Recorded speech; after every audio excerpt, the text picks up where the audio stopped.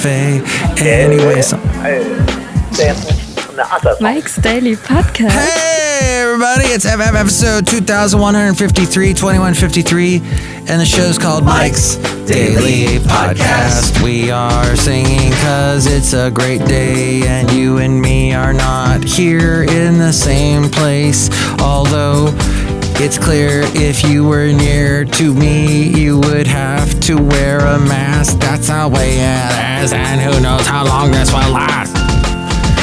When will it end? Soon. That's what everyone seems to be Mike's Daily Podcast. Hoping. Hey, I think everybody should talk with the very stern O Mike's that all the young Daily women are Podcast using. Instead of, I'm going to go, the way I say that, go. They say go, like they're Canadian, no. Canadian people talk like that now, no, don't you know? So that's being used a lot. I've noticed this. I don't know if it's a thing. It's true. It could be completely true. It could be completely false. It could be like me telling a story that's untrue, like false, like fake, like fraud. Now I can work for Trump's team. Just say the word fraud and false a lot. It's what it works for him. It gets all of his supporters saying, yeah, everything is fraud and false and not true and they're all lies. So remember the F word, fake or fraud. Fake news, fraud votes, fraudulent. And now we're all on the same page. But I did knock an engine off my block, which explains a lot about me. Knocked my engine off the block when I was in high school. That was the story I told last time when I was trying to carpool and driving a bit fast and I was a teenager. But not to be knocked all of our blocks, our brains. What am I trying to say here? Oh. And here's today's podcast picture. I guess that's an expression when someone punches you, knocked your block off. Is that it? I don't care. The podcast picture today is up in Berkeley, a place that probably does not agree so much with what Trump is saying these days. But yes, it's up there in the beautiful hills of Berkeley.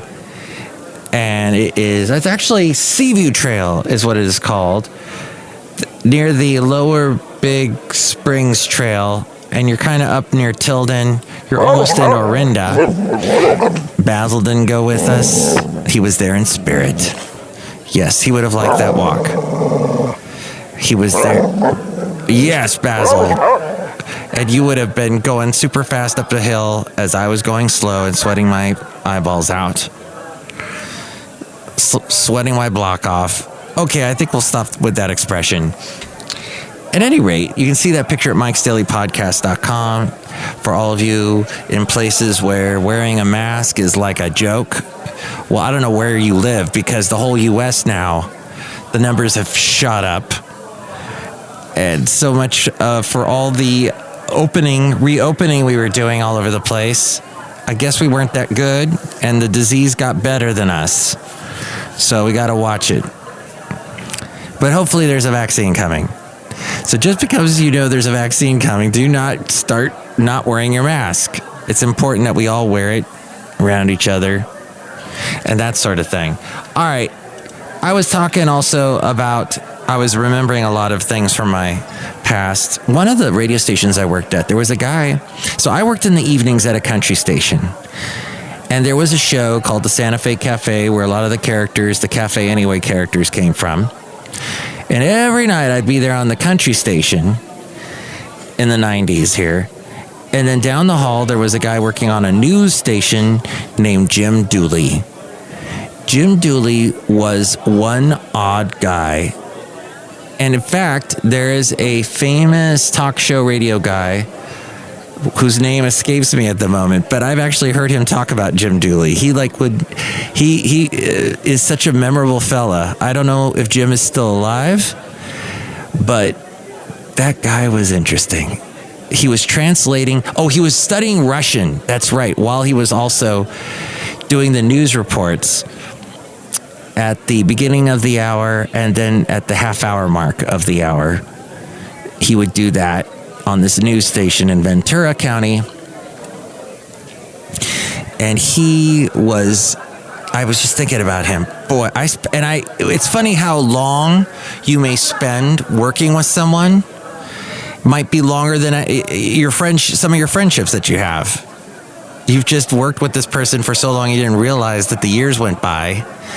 And a huge chunk of your life was spent with this person that was down the hall.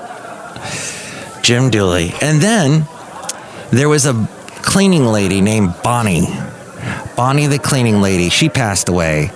But I remember seeing her every day as I worked at this country station. And I was going by the name Matt back then. She'd be like, "How are you doing, Matt?"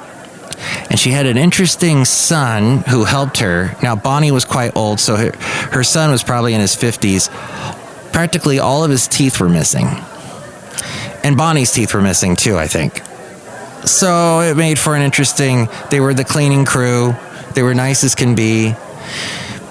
The company I worked for said, no, they cost too much, so they fired them. They fired their service and hired somebody that was working in like the administration part of this radio station. She was like a jack of all trades, and she said, "I'll do the cleaning," which she did for about half the time and then gave up. But then we had no cleaning crew. My point is, Bonnie, the cleaning lady, was so nice, very nice, and she loved country music. And whenever we had like a lot of country stars would come by, or up and coming country stars, and she would freak out. She'd be like, "Who's that, Matt? Who's that, Matt? I don't recognize that person." People. As we go outside a cafe anyway, we're bringing Mike's Daily Podcast. Someone podcast drove Alleyton today. The last place on earth. It's Saturday. The sun goes down so early these days. It's about 6:14. I know in about half an hour, I'm going to get a bunch of calls from a young man that I'm trying to train in the world of radio. I've trained him. I've already trained him, but I know I'm going to get a phone call.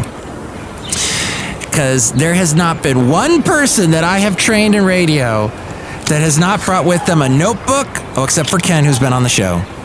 Props to Ken, who has not brought up a notebook and written everything down that I say. You will write down every single word that I say. No, nothing like that. They all try and memorize it, and that just don't work. It do not work. You got to put it in your phone, the key parts anyway. Cafe anyway. That's all I'm saying. It's amazing. And I notice that with a lot of young people, that they have this, I'll just remember it. And do they? No, they end up calling me. So I should probably not answer my phone and then see if he remembers it. Ooh, that's cruel. But that, my friend, is called being thrown in the fire. Can you do it? Can you actually, with your feet to the fire, feet to the flame, can you dance? Is that the expression? Or can you, when the fire's on, stand on the block and not knock the block off? Blocks. How's it going in your block today? Are you going to have a fun weekend at your block? Oh, by the way, sad news here about if you use Google Photos, which I do, which basically, if it wasn't for Google Photos, I would have a much more difficult time bringing you the podcast picture every week. But they are going to be taking their service away or changing it dramatically. If you have Google Photos beginning in June of next year, they are basically going to say, because right now they have this unlimited photo storage capability. And they do it sort of the way that you listen to MP3s. MP3s take up a lot less space than a WAV file, or what's the file that all the Apple products save to? Whatever that file is, the AC something, or anywho. What happens is you save a lot of stuff as MP3, and your ear really doesn't notice the quality difference between an MP3 and a WAV, unless you have an ear like a hearing like a bat. So with the whole Google Photos thing is they save enough information of the photo that when you see it, you're like, oh, that's a beautiful photo. That's the photo. But you're actually not getting all the data that's in that picture. You're getting a stripped down pixel, less pixels per square inch type thing than you would if you actually just looked at the data that's in the picture that you take that's on your phone. Did I get a little too technical? In other words, they're taking that away from us, so that sucks. Is someone going to replace them? I don't know. Cafe, I don't know, but that's not until June next year. Heads up with that. Hey, we're outside a cafe anyway, somewhere in Podcastro Valley. 10, the last place on earth. Who's here? Hello, Michael Marsh. It's Madame Rootabega on this. This has been a very interesting discussion. Oh, thank you. Do you know what the expression was I was trying to say? Yes, you're trying to say he's off his rocker. Rocker. No? I think it was something to do with the... Look who else is here. Hello there, Mike. This is Valentino, the parking attendant. And it's a Bison Bentley. Madam, do you like Valentino? Yes. Do you like Bison Bentley? Yes. Do you... No. Okay. Next show, it'll be the wonderful Chely Shoehart, Floyd the Floorman, and John Deere the engineer. What do you think about all of these things? What's your favorite expression? 336mm daily, 3 plus 3 equals 6. MM is in Mike Matthews. Daily is in what this podcast tries to be and has been now for 2 days so far. We had to take a little break. We got interrupted. Don't forget, tomorrow morning or Sunday morning, whenever you're listening to this, 9 a.m. to 5 p.m., you can hear me at kkdv.com. Details about that at mikesdailypodcast.com. Take it away, a friend.